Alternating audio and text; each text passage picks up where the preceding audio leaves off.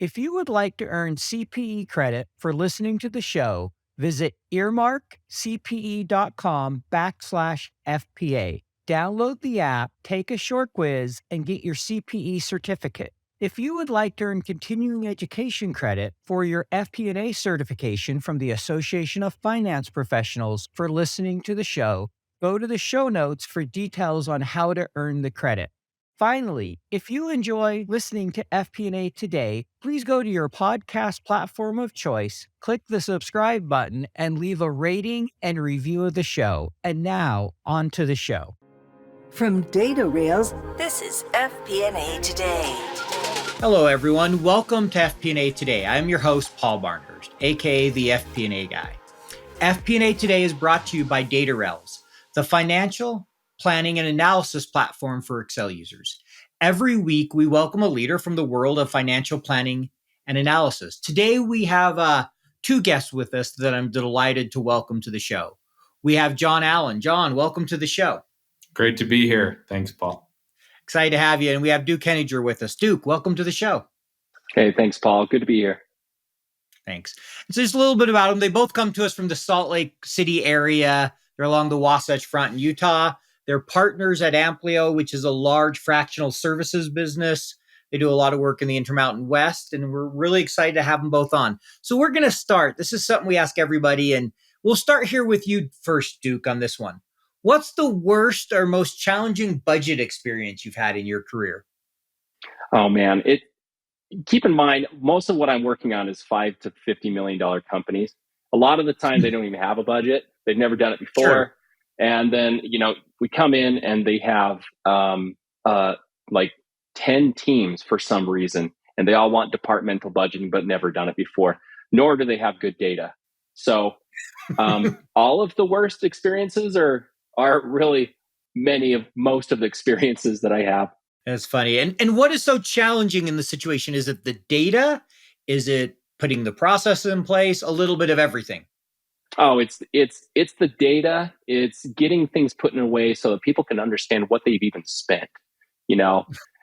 Most of my clients are on a very simplified accounting system. They have they aren't classifying anything in separate departments, so it's breaking it out, trying to understand who owns what, where should it go, and ultimately everybody just sandbags just so that they don't trip a budget. And what's maybe a key takeaway from dealing with that kind of situation, those challenges? Any learnings from that? A lot of it is just education, getting people in a spot where they understand what this is for, getting them to understand this is not like a Big Brother situation, and helping them to understand, the process. It's really, if I can just meet with them one-on-one, walk them through it, then I can get the data that I need from them fairly quickly. Hardly ever works if I just email them a spreadsheet and say, hey, this is what you spent last year. Tell me what you're going to spend this year, Yeah, that sounds about right. How about you, John? What's the kind of worst or most challenging budget experience you've had? Oh, man. I was, leading an FP&A department during COVID, and at that time was working in, a big multi-unit restaurant business. And so, you kind of think about your worst nightmare in a restaurant business is one where your customers maybe, are limited on their ability to come and visit your establishment. And so that was really challenging just because, the inputs were so uncertain. Like, you don't know, like we were running scenarios where we might be down 50% and we might not be, right? And, fortunately things were able to recover and stabilize. And there was a lot of, support for restaurants at that time, but that was really, really hard. And it was like, there's the emotional side of it, something you've built up for, 6 years and put all your, passion and energy into getting to a point and then kind of watching it, take steps backward that you've got to figure out how to fight to keep the revenues and keep the people that you've worked together with. And so that was really a challenge, but it was really cool to see people come together during that time. So sure. I could imagine that was really difficult. What's maybe a learning or something you took away of going through that experience that kind of helps you today?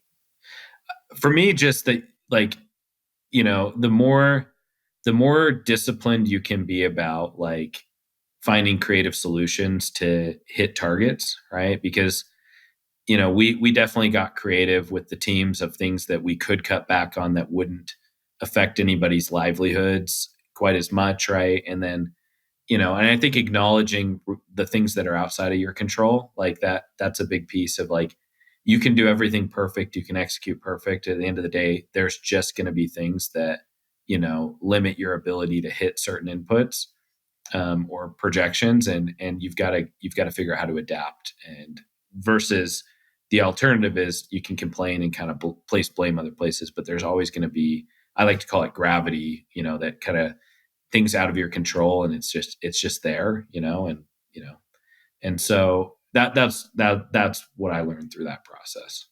Great. Now, that's a really valuable lesson. And I like that. That it's so true. Sometimes there are things you can't control. You could do everything perfectly and something comes out of nowhere that you could never anticipate. And you have to adjust. You got to stop complaining and just realize, all right, it's going to impact our ability to hit some goals. What's the best we can do here? So why don't we, kind of take a step back here for a minute? We've asked those questions. Next, I just love to get to our audience to get to know a little bit about each of you. So we'll start with you, Duke. If you could just tell us a little bit about yourself and your background. Sure. So, I guess I have kind of a classic background of starting. I was an accountant for the government. I'm sorry. 15, No, 16, 17 years ago. And, they tried to keep me there. They offered me not a lot of money to do it. But man, those great benefits, right? I left. I decided I will pursue my Mac from that. I went and did that. I went through the recruiting process. I ended up joining one of the larger regional firms, CPA firms around Salt Lake City. And the reason that I did that is because I've always had this entrepreneurial spirit, and I really wanted to be involved with companies that were maybe in their earlier rounds of raising capital, or they're scaling, they're improving. I wanted to work with founders, and I did. I ended up working with dozens of types of companies, and from doing everything from cash all the way down to equity. And so I got a good view of lots of different areas. And then one of my favorite clients hired me out, and I was in the manufacturing and brand, lifestyle brand kind of space. Was there for nearly 4 years. While I was there, I kind of started in the controller side, and then, unbeknownst to me, I was working in FP&A most of the time. I didn't even know what that term was until I went to a conference, an FP&A conference, and everything that they were saying, I'm like, hey, these are the things that I'm doing right now. And so it was eye-opening to me to see that this was even a thing. And then we went through some rounds of layoffs and shrinking budgets, and I ended up terminating myself. I chose myself as the head of my department to go, and it was a perfect timing. Everything, all the systems were set up really well. The people were doing a great job, and I thought, it would be best if I left rather than them. And it was great. I stepped right into doing fractional CFO work, and that was in 2018. And I've been doing fractional CFO work the whole time, and it allowed me the flexibility to kind of do other things that I wanted. So during that time, I bought a company, grew it. It was kind of a turnaround opportunity. Got tripled sales from that, and after 3 years, sold it to another company, a larger company. And now I'm just focusing 100% on fractional CFO work.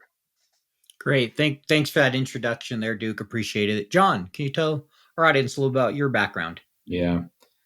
So I'm the son of a college professor of accounting, and so I went through my whole growing up phase and career thinking, and kind of thinking I was going to work in public accounting and try and be a partner at one of the big fours. And my dad had seen a lot of his students be really successful in that career path, and had encouraged a degree in accounting and go the CPA route.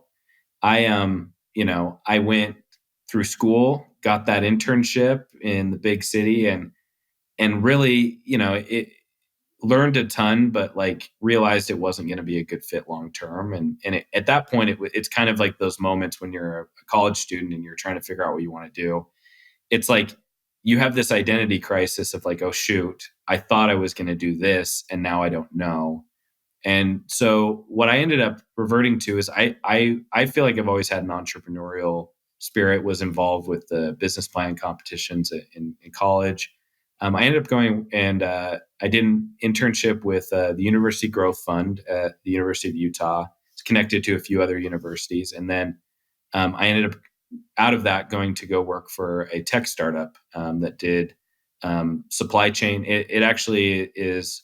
It's a software solution that's integrated with some pretty big retailers like Nordstrom, and we were building that kind of their back end for drop shipping. And it was really a huge shift from going to like a huge public accounting firm down to startup where, Sure. And what was cool though is I got to do all of the finances there because, at a startup, there's not many people. And Yep. so even though I was young and not qualified, they said, here you go. And, fortunately, like my accounting background helped me pick it up pretty well. And so I was, closing out the books, doing balance sheet work papers. I parlayed that into another startup opportunity. Amazingly, both those startups ended up being quite large companies, huge exits, and investors were happy. They're still around here in Salt Lake and doing lots of really cool things. And I've interacted with their products kind of outside. Out of that, though, I realized in the startup world, I needed a little bit more big company experience. And so I really wanted to get into a role that would round out my accounting skills, and with a private equity backed company. And so funny enough, I'd done a lot of research on FP&A and realized I'm like, I want to get an FP&A position. And so I just started applied for some big companies. But I really wanted to get mentored by some bigger people, some people who've been doing it longer, and kind of got to wear all hats at startup, go to big corporate, and then maybe go back to startup land was my plan. And so luckily I was able to get one in. There was a big private equity backed multi-unit restaurant concept that's really popular here in Utah. It's amazing food. I love the brand, still love the brand. And I was able to get a job there, and I was able to learn from an amazing leader who was just an ace at Excel. He had like 20 tutorials of how to, even like down to like the formulas to shade your cells, like a certain way so that when you add a line, it doesn't mess up the other row. He was just so good. And I couldn't imagine like a better environment to go learn. And so I did that for 7 years, kind of worked my way from the bottom and sat in a lot of different types of FP&A and accounting positions over that time. And after doing that, I realized I wanted to get back to the smaller growth companies, and so jumped into consulting like Duke. So kind of a little different story, but very similar between public accounting, corporate, bigger corporate, and then back into consulting. And it's been so much. The last 3 years have just been so much fun. And I just love what we do, and love the clients we get to work with every day. So That's what you want, is something that you love doing. It's nothing's better than when you actually enjoy work yeah, versus for sure. you kind of have to tolerate work. We've all had those days. So this next question here is for you, Duke. You mentioned, and you talked a little bit about this, right? You started your career in auditing, ran your own business for a few years, started a fractional CFO business. How was that transition for you from accounting to FP&A? You mentioned you'd been doing FP&A for quite a while before you even knew what it was. But maybe just talk a little bit of that transition from accounting to kind of FP&A to fractional services, how that kind of went for you. Sure. Well, it turned my world upside down. My path going through the small business was that, I went to this organization that really had no systems or processes set up around accounting or finance. And really, in everybody's mind, accounting and finance were the same thing. They didn't even know what they didn't know. I did have a leader. There was a CFO there with a banking background. And, he was really responsible for helping to, finance all the equipment. This was manufacturing. And so, but, and he was good at finding answers to things, but it was always very, reactionary. And so it was getting into it. I didn't even know what I was doing. I was just trying to solve a problem, and it was all very reactionary. And it was late nights. 80-hour weeks was very common. You know, about that same time that I was getting into it more and more, that's when we became the target for a possible acquisition. And, you know, we were under an LOI from a large public company, and just getting all the questions that they were asking and seeing how they were approaching it was actually very, very eye-opening for me. And that's really what was like the pivot point for me. And after a while, you know, they just handed me the models. They said, "Hey, it seems like you can do this. Why don't you just go ahead and start filling the stuff out?" And that's really the thing that was the trigger for me. And you know, then getting into consulting work, it was, you know all this information, and then really getting a consulting, it's kind of your work. You were working in this world, and now you're often working in this world, and it's needing to simplify, you know, the outcomes for people, and you know what is it they really need and why, and coming up with, you know, things that are specific to the financial operation. You know, when you're working internal to a company, you're wearing many hats. You're doing finance, but you're also doing operations as well. You're doing human resources a little bit. You're doing sometimes IT, you know, and so it was really nice for me to focus on that one thing that I knew really well. Got it. Makes a lot of sense. And definitely small companies, you are doing a little bit of everything. I've definitely learned that over the last year and a half running my own business now. Yep. Right? You do everything because that's how it works. You know what it is like. 13 different spreadsheets emailed out to 23 different budget holders. Multiple iterations, version control, errors, back and forth updates. You never really feel in control of the consolidation and collection process. Yep, I've been there. Stop, breathe.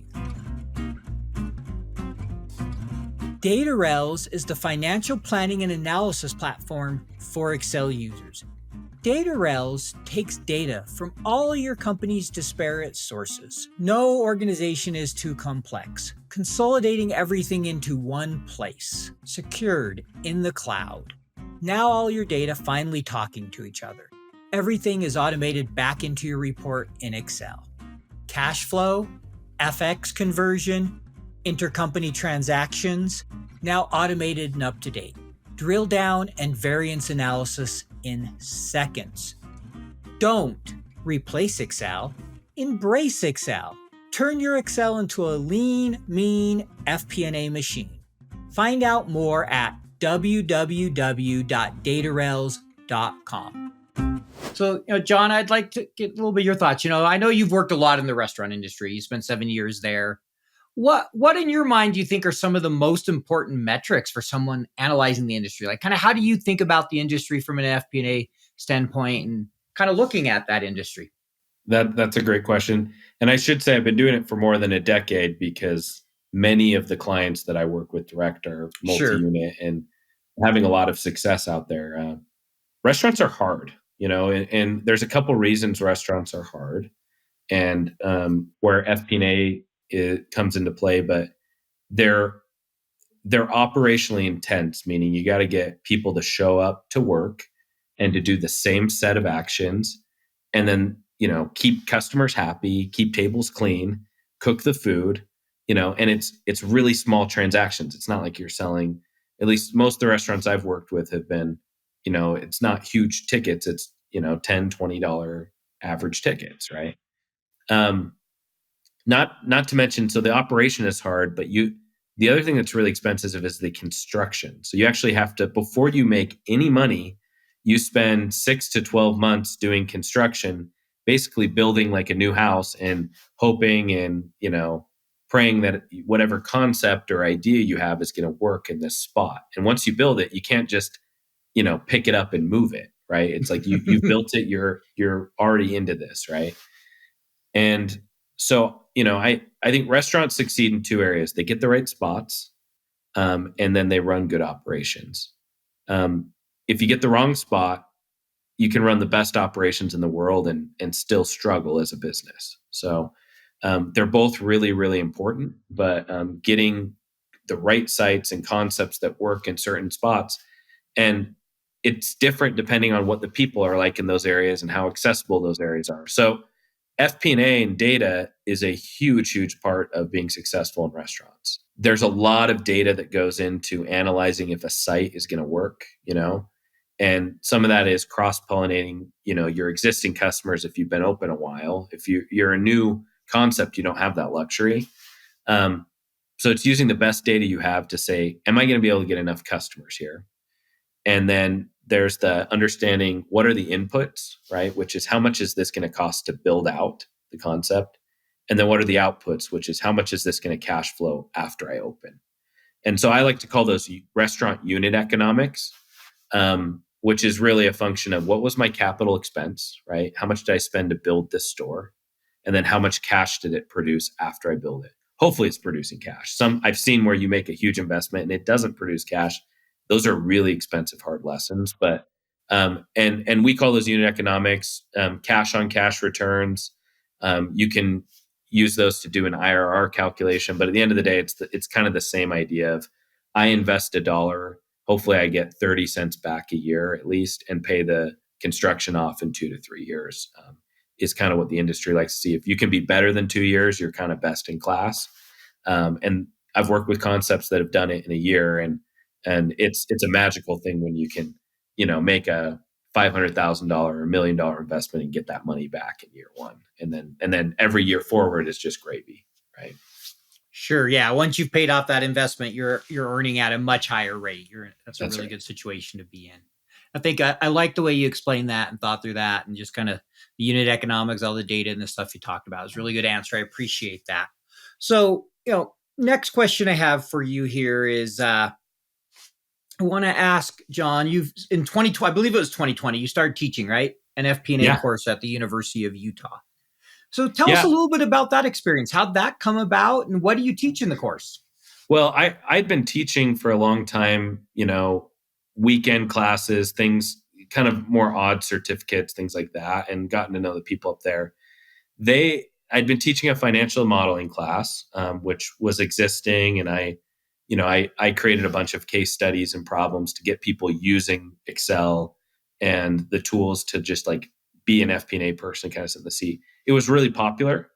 And one of the things that the department at the University of Utah started talking to me about that I think is amazing was, what else could we do? And we started talking about a concept of how do we encourage more people to go into FP&A positions when they graduate.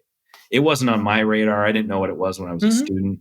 Duke said the same thing, right? And it's like you kind of learn it's out there. A lot of accountants get into it, and then some data folks get into it. But it's this really unique, cool position that you can do early in your career, get to work with lots of different departments, and you can parlay that experience into becoming a leader. And many FP&A people go into HR, they go into marketing, they go on to be operators. Not all of them are going to be CFOs like me and Duke. And so that was the concept of the class that we discussed, and got a lot of support. So I actually got kind of a white label to, create this course. And I could do what I wanted. There was no textbook I had to follow. And that was a lot of fun. So I would get similar to your podcast. I think just more content and education out there is just good for the profession. I would have speakers every week talk about how they interact with FP&A, how they use data to make decisions. And every week we would do one, like we did an HR problem around turnover. We would do a marketing problem around CAC to LTV and customer metrics within e-commerce. We did a balanced scorecard for restaurants. And every week it was kind of like a different department of how do you support operations? How do you support finance? How do you support HR? And the goal is at the end that more students will consider applying for jobs in FP&A. And what's so fun is I've helped some of those students get jobs in FP&A, and I've had many of them reach out and say, this wasn't on my radar, but now I'm applying for jobs within FP&A. And so for me, it was really rewarding to just kind of help maybe steer the trajectory and get some students in. And companies are trying to hire for these jobs too, but I'll get some good talent kind of going for some of these opportunities that I feel like open doors down. They're great early on, but they open doors down the road. So. I think that's great you're doing that, because there's not many universities that are teaching FP&A. Like you said, most people don't know what it is in undergrad. I didn't know what FP&A was. And, I have a friend of mine who's been on the show before, a guy by the name of Derek Baker. And he was originally thinking, I went to school, I'll do investment banking because that's the route I need to go, right? If you're finance, you do investment banking. If you're accounting, you go to the big four. Pretty common, right? That's kind of the path everybody knows. And he did an internship and started to learn what FP&A was. And he's like, I don't need to do investment banking. I'd rather do FP&A anyway. And so he's done FP&A. Now he's a big believer trying to help people realize, okay, there's other options here that you may not be aware of straight out of school that can be a 100%. really good option. If investment banking isn't really what you want to do and you're just going there because, oh, hey, that's what everybody does, I need to punch my ticket, or you're just going to be an auditor because, well, audit's what's expected, maybe there's another option, there's another way. And I think it's great when we share that with people. And so they're aware. I was talking to a student last night who was kind of asking me, do I need to do this? I'm like, no, you don't have to go that route. Can you? Sure. But there are other options. Well, and that's what I would say is, like, early in my career, I felt like the decisions I made of, like, if I don't do this now, I can't do this thing 10 years from now. Like, it was always these absolutes. Like, I can't be an entrepreneur if I don't, like, like, do these things now. And I can't do a private equity deal unless I do investment banking. And what I've learned is that, I think that those kinds of absolutes are just not true. It's like, you need to learn skills that make you valuable in the workforce and where you can solve problems. And I've gotten to work on private equity deals and have made investments into private companies, right? That's exciting and fun.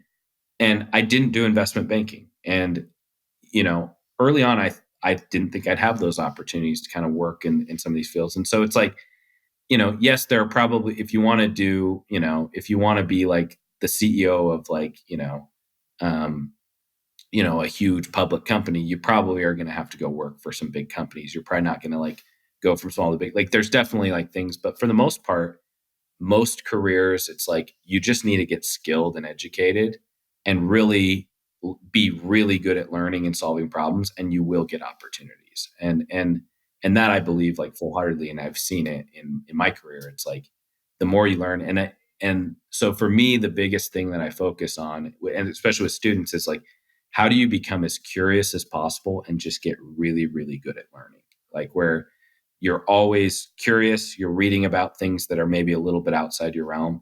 And I read a lot. Like, that's one thing I think I do more than the average person. And it translates into my work, and it helps me be a better consultant than I would be if I just kind of, expected somebody to tell me what to do, or well, you didn't teach me. It's like, I'm a big believer of, if you want to be really successful, you got to learn how to teach yourself valuable skills. And so I push that a lot in my class, talk about it a lot. And I just believe it. You learn how to learn, you're going to open doors for yourself. So I would 100% agree with that. The more curious you are, the more willing to learn, more proactive, you will open doors. The more you put yourself out there, you'll open doors. I mean, I've seen, different area, but I've seen the doors that have opened me since I just started putting myself out there and sharing thoughts and leadership and things like that. I never planned on starting the business that I'm in today, but it's opened a lot of opportunities and I've learned a ton.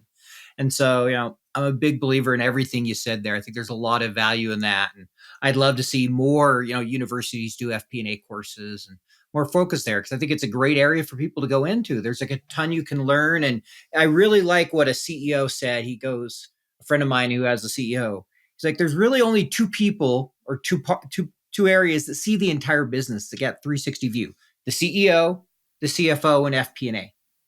Right? Everybody else usually sees a part of the business. They're not seeing everything that's going yeah. on. It's a real opportunity to learn and be curious, like you said. And so Well, this and next, go ahead. I'll Yes. make one last point. Is it's like, Mhm. and I make this in the class as well, is like, there's not that many investment banking jobs in Salt Lake. Like, I've met most of the bankers here, right? There are hundreds of FP&A or FP&A like adjacent type jobs, if not like thousands or tens of thousands. There's just a lot more of them available. So, like, as you're talking about universities, things, and like, that was the point I made in the university, is like, you talk about, like, you guys should be preparing the people for the workforce, not everybody to compete for the same 10 jobs. It's like, how do you qualify people for the jobs that are available that will make huge impact in, the business community?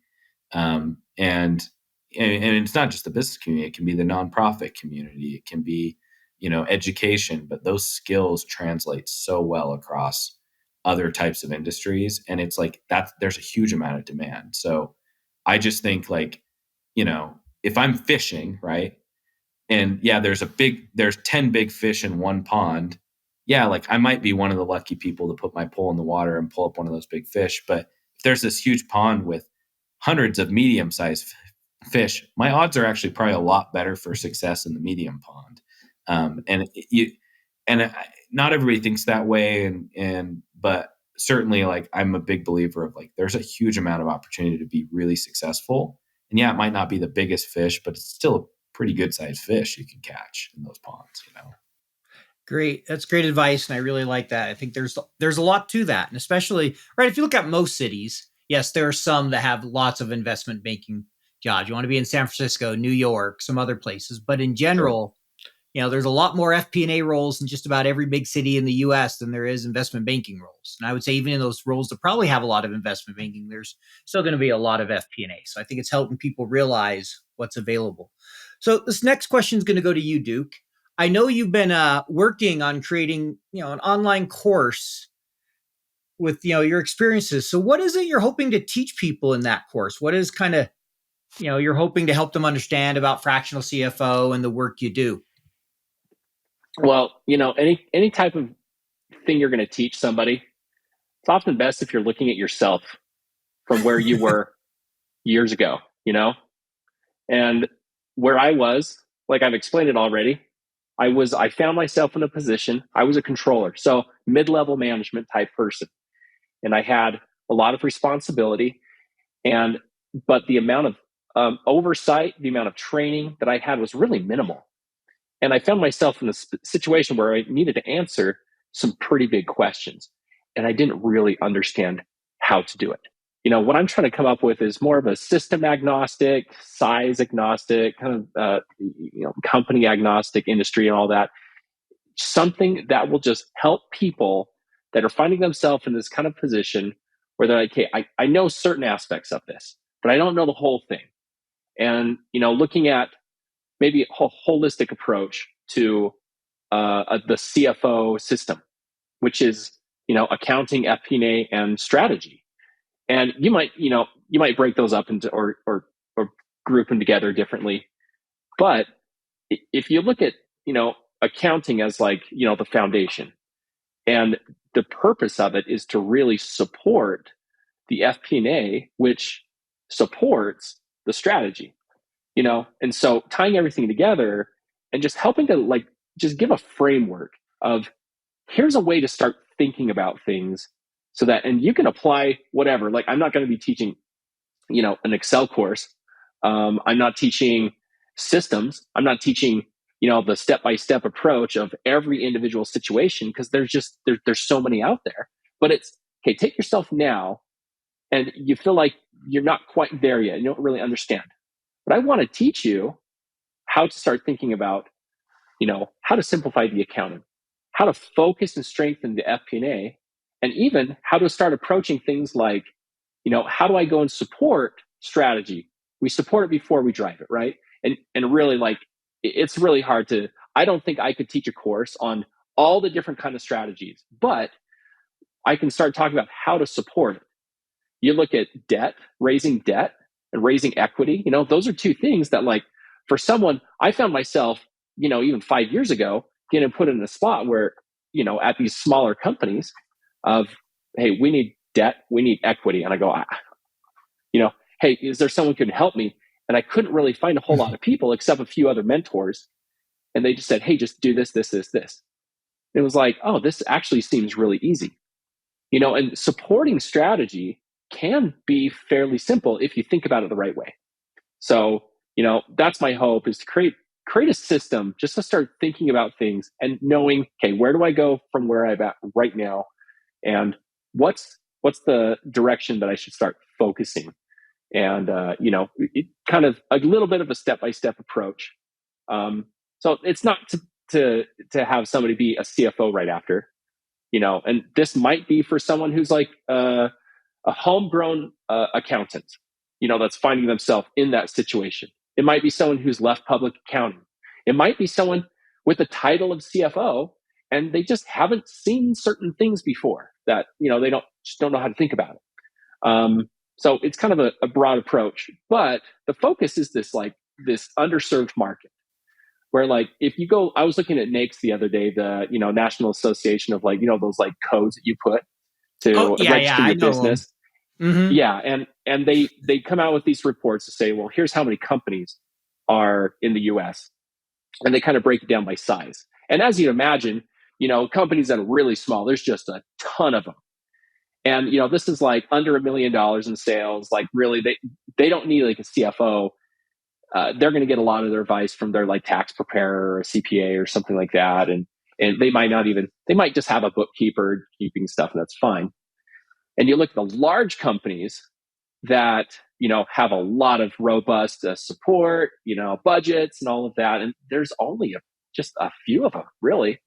But there's this middle area where it's kind of this awkward area where, there's not your CPA can't really do the work that's needed, but you often don't have the resources to go hire the people who know everything to do. And this is partly why the fractional space has been blowing up recently, right?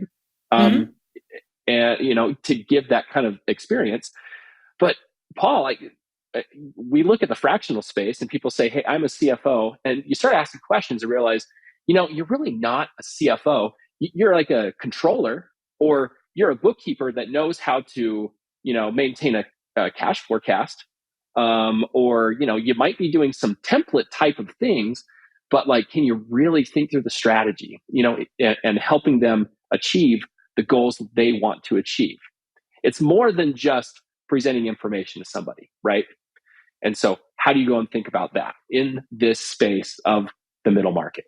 Great. Well, it sounds like that'll be a really exciting course. And I like how you kind of frame that to help people, think about those different areas that you mentioned, the accounting, the FP&A, and the strategy, and how they support each other. And, yes, you see a lot of people in the space that, you see the CFO term used loosely in fractional work where, hey, they're really a bookkeeper, or they're really, just doing very basic things. There's not the strategy. There's not really helping create the value. As I always tell someone when they say, yeah, I have services, I'm like, okay, are you getting advice to help your business grow? Or are you just getting reporting and bookkeeping? Yeah, I'm just getting the second. Then you're probably overpaying, or you're not really getting, those services of where the value comes. And so I think, some great things there. And kind of speaking of that value in FP&A, John, I'd love to get your thoughts. What do you think is great FP&A? What does that look like to you? Yeah, that's a great question. Well, to demonstrate that, I would like kind of look at my models that I build and FP&A models things now versus maybe what they looked like a decade ago when I was getting started, right? I think my formulas were like a paragraph long sometimes. And it's like, I took a lot of pride in, like, I had a lot more hours back then. And it's like, you build out these intense models, big pivot tables. And it's like, early on, it's like, man, I need a faster computer so it can process all this data. And what I've learned, the more experience I've gotten, the more I've appreciated simplicity, right? Is like, how do you simplify? How do you focus on the right couple things? And how do you, get all the complexness out? Because a great FP&A person is they're ultimately, the models and the recommendations and the graphs and different insights you build, they need to lead to action and decision. And if it's a cool insights are great, but they don't necessarily drive action and decisiveness. Then you maybe haven't done your job. So I'd say, like, I have like maybe less cool insights than I did 10 years ago. I would find did you know this day, this thing happened and this thing happened, but I tend to focus a lot more on just simplicity and actionable insights. And so to me, those are the things that I would say great FP&A is going to be it's going to be simple. It's going to be digestible by the rest of the organization. It's going to be actionable. And I would love to like open up some of those spreadsheets and see some of these formulas. And I see Duke smiling because I think everybody who's had a career in FP&A can probably relate of like, the huge, paragraph long formulas. And then you get back into your own spreadsheet and you're like, what did I do? Like, how do I fix this? Right. It's like, you're like, you feel like you're like, you have to be some like educated, like heart surgeon to like go in and like modify your formula. And so, now I don't experience that heartache ever anymore because I keep the models simple. I keep the insights simple. And, I still do a lot with data and, digging in and having things tie back to, really granular stuff. Like you can do that, but keeping it simple is just it's going to drive so much more outcome for the organizations. So. I love that. There's 3 things I heard there, right? Keep it simple, digestible, and actionable insights, not just insights for the sake of insights. One of my favorite quotes, and I say this all the time now, and I really have come to believe it, is simple is hard, complex is easy. It's often easier to write that long formula than think about how do I simplify this so that it's not in this big, huge formula, whether that be creating a helper table or, whatever the situation is. But we often default to that complex because, sometimes it's cool to build something complex. And also sometimes it's just the nature, like we'll start with this ugly nested if because, I know that, versus thinking, how do I not make this formula wrap around the whole page or whatever that problem may be? So I love that. Just really focusing on simplicity because that's something I've had to work really hard on my career. It doesn't come natural for me. I tend to want to get into all the little weeds and be complex. I have to remind myself that that's not always beneficial. Yeah. And I see Duke smiling there. I think he can relate a little bit to this 100%. conversation. Yep. So, I'd like to get your thoughts, Duke. How does FP&A ensure they're good business partners? You've worked with a lot of different companies. I know John has as well, but I'd love to just get a little bit of your thoughts on how can FP&A really be a good business partner for the business? Well, I break FP&A into 2 sections. Okay, this is totally simplified, but it's reporting and forecasting. And the reporting is, well, what's the information that we really need to see? What's important to us? And the forecasting is, as you imagine, just if some future look. Modeling out where are we going, what's going to happen, what's the if and then with this particular thought that we have right now. And I'm an accountant, I'm a CPA, and I used to think that I was really valuable by saying things that really weren't that valuable. Jumping right into from public accounting to industry, I was building out these really great depreciation schedules, and I was writing down the processes, and I had all this stuff that was buttoned up. No one really cared about it, and I came to realize over time that accounting is super valuable. It's like the foundation, but it's like the foundation of a house where you don't show people your foundation. When someone comes over and you want to show over your nice new house, you don't talk about the foundation. But if there's a problem in it, then everything else crumbles, right? So with accounting, you often don't know there's a problem until you don't even know that it's really there until there's a problem. So, but the problem is that there's a less perceived value from the people that really matter. So, where we go from doing something that's important and really, foundational to something, to providing something that has a high perceived value, that's the FP&A side of things. And, it's making things visible. It's helping to know where we're going. It's navigating on a course. It's helping to shape, support, and drive strategy. It helps with debt. It helps with equity. There's so much that we can do within FP&A. And besides, it's much more fun than accounting. But it's whatever is perceived. Who cares about what rules there are about this, that, and the other? No one really cares unless there's like a problem. It's not to say it's not important. Compliance, controls, accounting, it's important. But to the people that really matter, we have to understand, who is it that we're really serving? Are we serving ourselves, trying to make our lives simpler? No, we're trying to serve the people who are employing us, who are our clients. And really, that's where you look at sometimes like what people get paid in different areas. Well, go compare like, a bookkeeper to maybe someone who is like a high level consultant for strategy and helping to raise capital. Like you go talk to brokers, or the private equity guys, investment bankers. You look at these big transactions with lots of money involved because there's a higher perceived value associated with these types of things. So helping people to go along a path, and seeing what that path looks like, that's really valuable to them, right? So we want to serve what's important to them. I agree with you. Really want to make sure we're serving the people that we support and we're providing value to them for what's important to them. If we're not, then we're missing something. We're really missing the point of what we're supposed to do. So we're gonna move on to what we call our get to know you section. So we're gonna start with you, John, on this. There's 4 questions.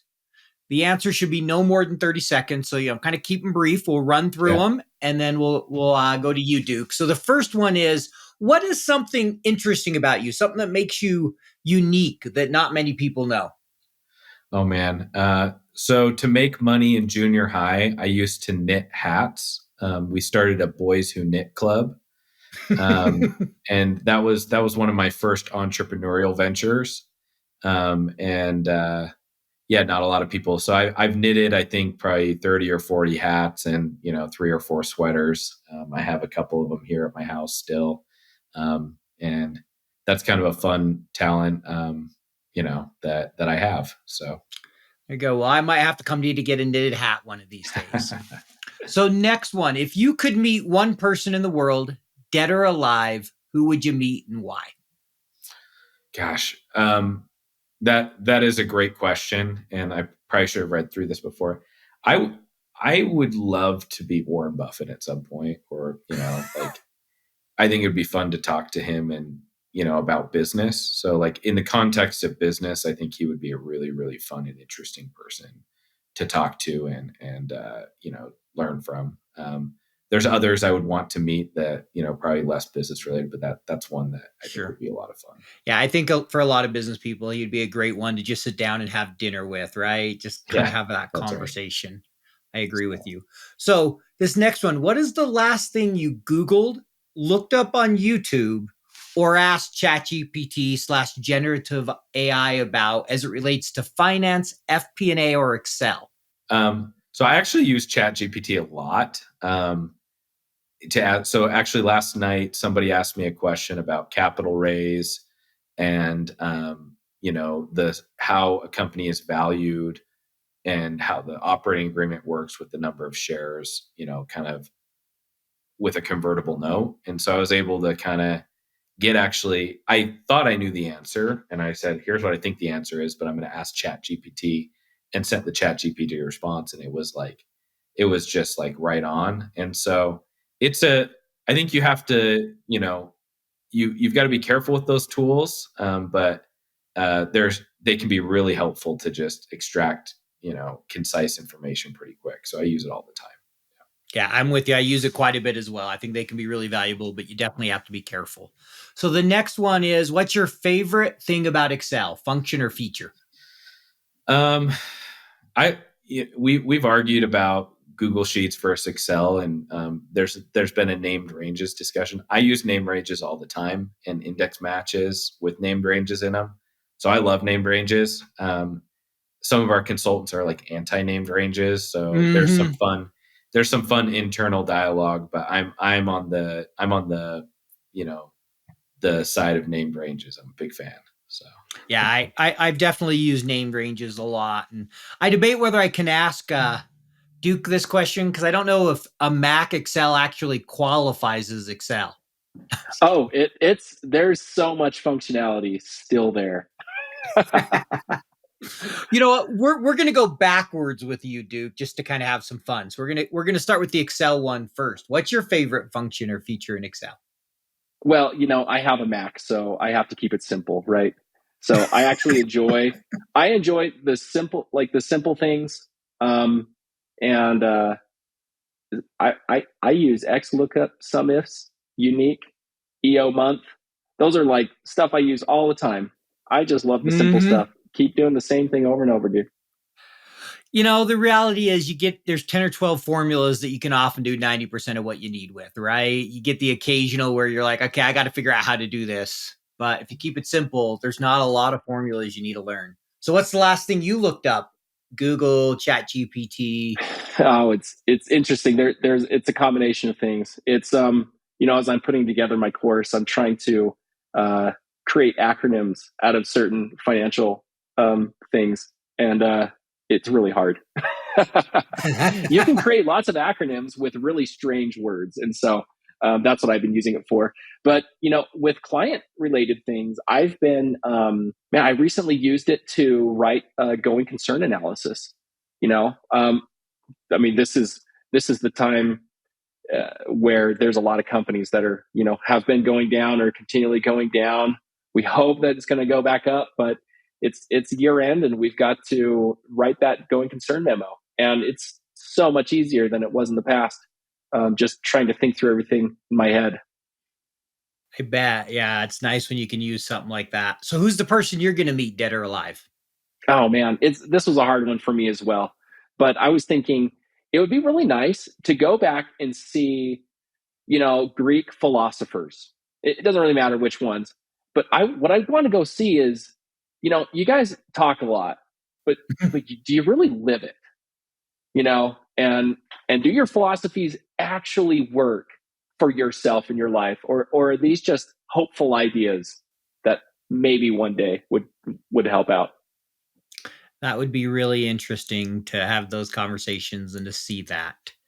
And so, did you knit hats in junior high? No, I sold sodas. I had a paper route.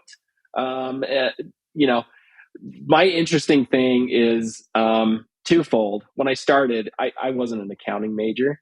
I started in music, and I was a vocal performance major. And I knew that I wasn't going to sing opera for my life, but I got a scholarship, and so I went to school for free for a little bit until I decided, yeah, I got to get out of this. That's cool. Well, fun. Well, maybe next time we'll have you on and we'll have you sing something for us. There we go. There we go. There we go. So we're going to go ahead and wrap up here. We just have two last questions for you, and we'll throw this one over to John first. If someone was starting a career in FP&A today and you could give them a piece of advice, what would that be? Yeah, I would say just, when you're getting started, it really matters who you work with and who you learn from. And even if it's not the coolest job title or the coolest company, but there's an amazing leader that you can learn from, it's worth getting that right early. And so I would, it's not about being in like the sexiest, coolest company or position. It's really about what can you learn. And so for your first job, I believe who your boss is matters. Um, and it would be better to be at something that's a boring business with a great boss where you can get the skills than a really cool business with a horrible boss. So people don't always weigh that in. I would weigh it over compensation with your first job of like, this is going to set the tone for your trajectory for the next couple decades. Get those first few years right and make sure you get a leader that you can learn from and that's going to help you grow your technical skills, because most of your technical skills happen in the first 2 to 5 years of your career. That's where you develop those. Mm-hmm. And so to the extent you can really make those good ROI, it's probably worth it. Really, really important. So Great advice there. How about you, Duke? What's your advice? Oh, I would say it's getting yourself out of your chair and going and talking to people, and learning how to ask questions and to see how you can really help and support them. Right? That's what we're all about. But doing that, seeing what is it you need, and going and getting some information for them, it's really valuable for them. and you'll become a valuable person very quick. You want to find yourself, being the go-to person for many things. So just talking to people. But I also echo everything that John said too. Great. So that's great advice on both fronts. Make sure you get the right boss with that first job. You can really learn and get out of your chair. Don't spend all day behind the spreadsheet. So get a Mac so you're not spending as much time. Thank you. All right. So last question, and then we'll let you go here. We'll start with you on this one, Duke. If someone wants to get a hold of you or reach out to you, what's the best way for them to do that? Well, I'm pretty active on LinkedIn. So just reach out on LinkedIn to me. Happy to talk. All right, great. How about yourself, John? I would say the same. LinkedIn, is going to be the best way to get a hold of me. You can also email me at my Amplēo email, which is connected to my LinkedIn and on our Amplēo website. But if you want to just chat or ask questions, LinkedIn's going to be the best spot to get acquainted. So, all right. Well, perfect. Well, thank you both for joining me today. Enjoyed chatting with you and spending some time with you guys. So thanks, Duke and John, for being on the show. Thanks, Paul. Appreciate it. Thanks, Paul.